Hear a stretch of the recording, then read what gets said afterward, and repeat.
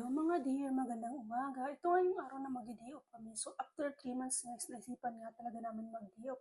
And minabuti nga namin na bago kayo maglakad-lakad ay kumain muna kami. Dahil nung umalis nga kami sa bahay, hindi talaga kami kumain. So may nakapagturo nga sa amin na may bagong bukas dito. Ito nga yung Alfala. Dito lang yung matatagpuan sa Jeddah. Hindi, meron nga sila ditong in-offer na bupis, may fish fillet, may adobong atay, may tinola, may fried fish, ginata na kalabasa, may chop suey at may minudo rin sila ditong in-offer. So bali nga yung budget meal nga nila dito na 20 real is sulit na dahil may dalawang ulam ka na, may kanin at may libre ka ng tubig. So dito talaga guys, patitikman mo talaga na ang sarap ng mga pagkain nila dahil talagang lutong-lutong bahay talaga. Akalain mo ba naman na 40 years na talaga nagluluto yung kanilang chef dito? Hello mga dear, ito na nga ay mag-umpisa na tayong kumain. Dahil ang una nga natin titikman dyan yung ating bupis. And then bali naglagay muna nga pala ako dyan ng adobong atay. Dahil sobrang amoy pa nga lang talaga ng adobong atay is napakasarap talaga. Balitin na nga, titikman na natin yung bupis is talagang napakasarap niya talaga. Kumpara nga talaga doon sa dati namin kinakainan. Ito na nga naman, titikman naman natin yung adobong atay.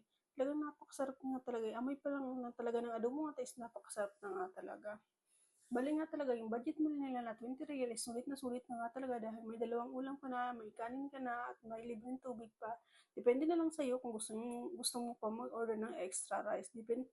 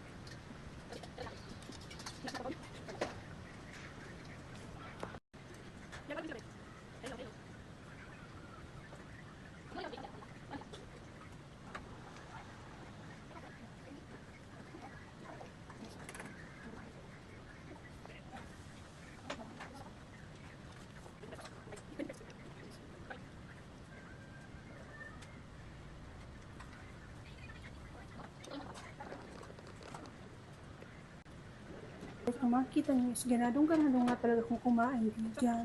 And then, sinabihan ko nga si ate na sabi ko, ate, ang sarap nga ng mga ulam niya.